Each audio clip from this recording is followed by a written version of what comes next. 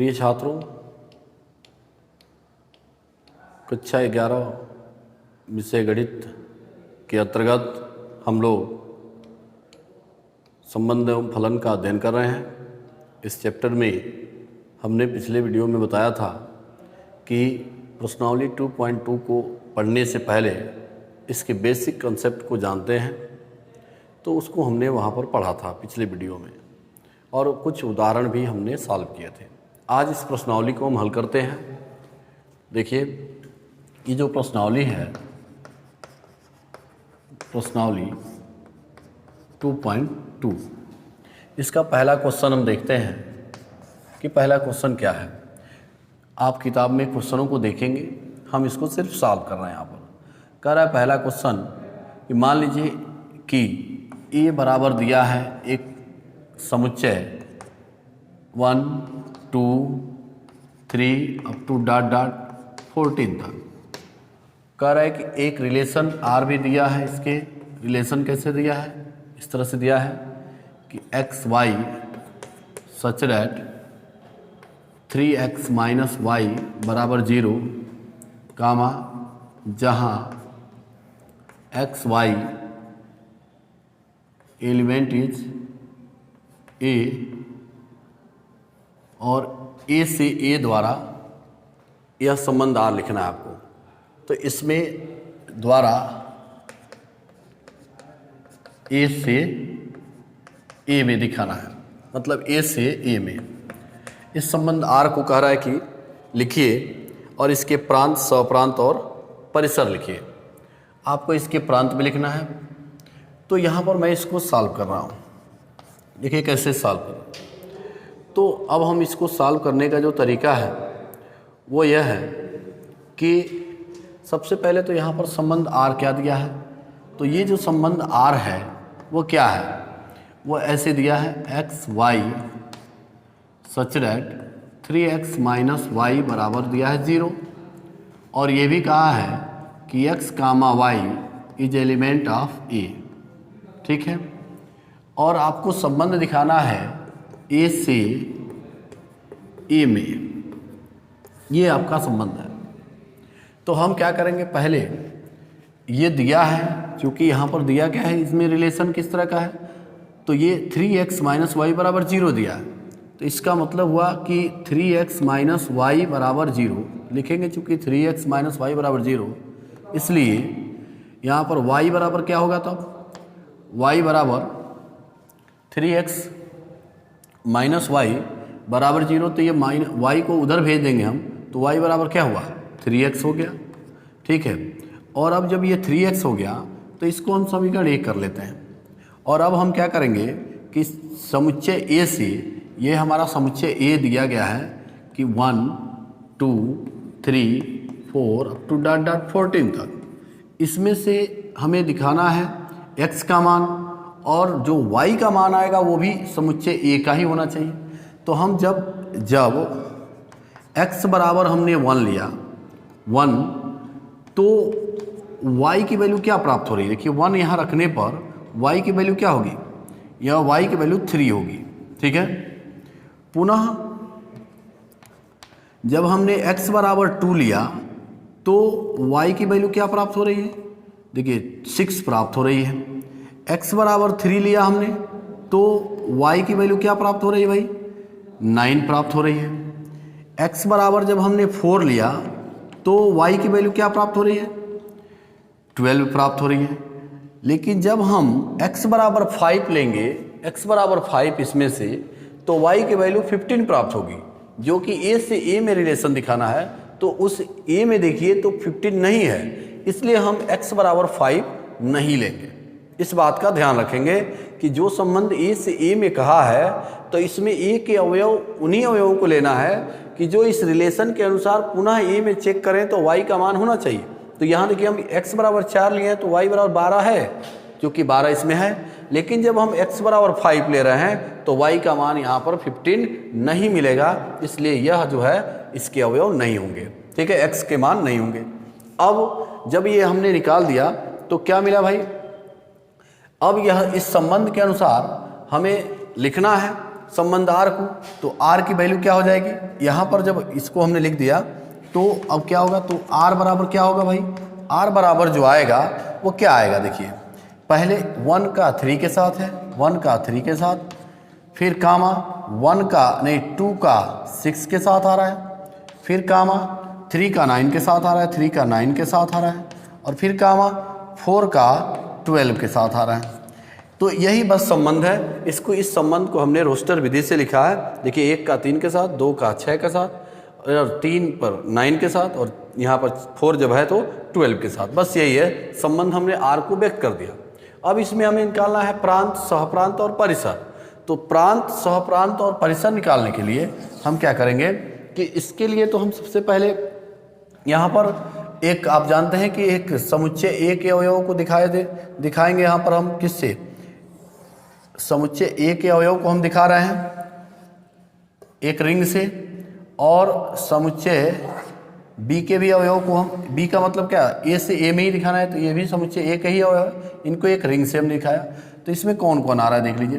पहले तो 1 2 3 4 5 6 7 8 9 10 11 12, ठीक है ना, 12। इसके बाद इसी में आएंगे 13 14, ठीक है ना, ऐसे आ गया। इसमें भी ऐसे ही आएंगे 1 2 3 4 5 6 7 8 9 10 11 12 13 14। ये हमने इन सभी अवयवों को लिख दिया। अब इन सभी अवयवों को लिखने के बाद इस संबंध में ये आप जानते हैं कि पूर्व प्रतिबिंब होता है, ये प्रतिबिंब होता है। तो इस रिलेशन को हमने क्या किया, इसको जोड़ दिया हमने, ये आर से यानी ए से ए में इस रिलेशन को हमने जोड़ दिया। अब ये कहता क्या है संबंध, देखिए 1 का 3 के साथ है, मतलब इस 1 का 3 के साथ है, फिर कह रहा है क्या 2 का 6 के साथ है, तो 2 का 6 के साथ कर दीजिए, 2 का 6 के साथ, फिर 3 का 9 के साथ कर दीजिए, तो 3 का 9 के साथ है, और फिर 4 का 12 के साथ कर दीजिए, तो इस 4 का हमने 12 के साथ कर दिया। देखिए ये इसके साथ कनेक्टेड हो गया। अब बात की जाए कि हम इसका प्रांत कैसे लिखेंगे, तो देखिए प्रांत की बात करते हैं हम। प्रांत अर्थात प्रांत का मतलब होता है कि डोमेन। डोमेन कैसे लिखेंगे, तो डोमेन लिखने के लिए मैंने आपको बताया था कि डोमेन कैसे लिखते हैं, तो मतलब पूर्व प्रतिबिंब के उन अवयवों का समुच्चय लिखते हैं जो है प्रतिबिंब के साथ क्या कहूँ भाग लिया हूँ। तो 1 देखिए भाग लिया ही है, 2 देखिए भाग लिया है, 3 भी भाग लिया है, और 4 भी भाग लिया है, बाकी ये भाग नहीं लिए हैं प्रतिचित्रण में। तो इसका मतलब जो भाग लिया है वही केवल प्रांत होता है। तो कौन होगा, 1 2 3 4, बस ये प्रांत कराएंगे। अब इसके बाद सहप्रांत लिखना होता है, तो हम यहाँ लिख दे रहे हैं सहप्रांत। सहप्रांत, तो सहप्रांत की वैल्यू होगी, यानी इसको कहते हैं कोडोमेन। Codomain, codomain. तो कोडोमेन क्या होगा भाई, कोडोमेन में हमने कहा था कि यह प्रतिबिंब कहलाता है ये, तो इस प्रतिबिंब के सभी सदस्यों को कोडोमेन कहते हैं। इसमें अब ऐसा नहीं कि सभी को लिख दीजिए, तो जितने भी हैं सबको लिख देना है, सबको। तो सबको आप दर्शा दीजिए, ये कोडोमेन में आ जाएंगे। तो 1 2 3 4 अप टू डॉट 14 तक, ये कोडोमेन में हो गया। लेकिन अब इसका परिसर लिखना है, परिसर। तो परिसर क्या होगा, परिसर का मतलब हुआ रेंज। तो रेंज क्या होगा भाई, अब रेंज लिखना है, तो मैंने कहा था कि यानी प्रतिबिंब में उन अवयवों का समुच्चय जो कनेक्टेड हो, जो इसके साथ कनेक्टेड हो। देखिए 3 कनेक्टेड है, 6 कनेक्टेड है, 9 कनेक्टेड है और 12 कनेक्टेड है। तो यह हो जाएगा 3, फिर हो जाएगा 6, फिर हो जाएगा 9, और यह हो गया 12। तो इस प्रकार हमने इस पहले क्वेश्चन का आंसर आसानी से क्या कर लिया, ज्ञात कर लिया। ठीक है, अब इसके बाद हम इसके दूसरे प्रश्न को देखेंगे। तो दूसरा प्रश्न भी ऐसे ही है, बहुत ही सिंपल है। दूसरा प्रश्न देखते हैं। अब हम अगले वीडियो में जब पढ़ेंगे तो वहाँ पर हम फलन वाले चीज़ों को पढ़ेंगे, ठीक है, कि अभी तो हमने संबंध को ही पढ़ा था। अब यहाँ पर एक क्वेश्चन और बताएंगे, इसके बाद हम नेक्स्ट वीडियो में बताएंगे फलन। तो इसके बाद देखिए क्वेश्चन और दिया है, क्वेश्चन नंबर 2 कह रहा है कि प्राकृत संख्याओं के समुच्चय पर, ठीक है ना, देखिए समुच्चय पर यहाँ पर r जो दिया है वो कह रहा है कि प्राकृत संख्याओं के समुच्चय पर r यानी एक संबंध लिखा गया है, इसे x y ऐसे लिखा है, सच दैट y बराबर दिया है x + 5, और ये कह रहा है कि x संख्या 4 से कम, कामा करके दिया है x संख्या 4 से कम, इसलिए 4 से कम एक प्राकृत संख्या है, एक प्राकृत संख्या है, ये ऐसे दिया है प्राकृत संख्या है। और ये भी इसमें दिया है कि x y belongs to natural number, ठीक है ना, द्वारा एक संबंध R परिभाषित कीजिए। इस संबंध को रोस्टर रूप में इसके प्रांत और परिसर को लिखिए। तो देखिए इस संबंध को रोस्टर रूप में लिखना है और इसके प्रांत को भी लिखना है। कैसे लिखना है देखिए, तो यहाँ पर ये दिया गया है, इस संबंध R को हमें लिखना है, किस रूप में लिखेंगे भाई, रोस्टर रूप में लिखना है। तो पहले तो हम ये देख लें कि जो समुच्चय, मान लीजिए समुच्चय A की जो वैल्यू होगी वो क्या होगी, तो x की जो वैल्यू होगी वो क्या हो सकती है, कह रहा है x 4 से कम एक प्राकृत संख्या है। तो कौन कौन से होंगे x के मान, कौन कौन होंगे, यहाँ होगा 1 2 3, क्योंकि 4 से कम यही होंगे बस, 1 2 3, ये नेचुरल नंबर भी है 1 2 3। अब इस संबंध R को रोस्टर विधि से कहा है लिखने के लिए, किस विधि से, नहीं समुच्चय निर्माण विधि से लिखना है, नहीं पहला कह रहा है रोस्टर रूप में इसके प्रांत और परिसर को लिखिए। तो आपको रोस्टर रूप में लिखना है, इसके प्रांत और परिसर को लिखना है, ठीक है ना। तो इसको कैसे लिखेंगे अब, ठीक है, तो देख लीजिए यहाँ पर y बराबर दिया है पहले क्या, x + 5। तो जब हम रोस्टर रूप में लिखना है, जब यह संबंध है हमारा, तो जब r की वैल्यू यह दी गई है, तो जब पहले तो चूंकि आप इसको लिख लीजिए, y बराबर दिया क्या है x + 5, इसलिए अब जब x का मान, x बराबर आप क्या रखेंगे 1 रखेंगे, तो 1 रखेंगे तो y की वैल्यू क्या हो जाएगी, तो y की वैल्यू क्या होगी भाई, यहाँ पर 5 और +1 करेंगे 6 हो जाएगा y की वैल्यू। पुनः x बराबर जब हम 2 रखेंगे तो y की वैल्यू क्या होगी, तो y की वैल्यू हो जाएगी 2 रखेंगे तो 7 हो जाएगी, ठीक है। और जब x बराबर आपने 3 रखा तो y की वैल्यू क्या मिल गई, y की वैल्यू 8 मिल गई। तो इस संबंध को हमें लिखना है रोस्टर रूप में, तो संबंध R बराबर क्या होगा, रोस्टर रूप में लिखना है, रोस्टर रूप में। तो रोस्टर रूप में हम लिख रहे हैं क्या, R बराबर क्या होगा भाई, तो देखिए 1 का 6 के साथ है, 1 का 6 के साथ, फिर यहाँ पर क्या होगा भाई 2 का 7 के साथ, 2 का 7 के साथ, और फिर क्या होगा 3 का 8 के साथ, ये लिख दिया हमने। और इसमें कहा है क्या, कह रहा है कि रोस्टर रूप में इसके प्रांत और परिसर लिखिए।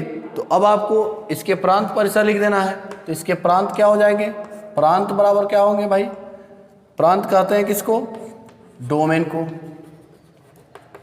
तो क्या होगा भाई प्रांत का मतलब समुच्चय A के उन अवयवों का समुच्चय जो प्रतिचित्रण में भाग लिए हों।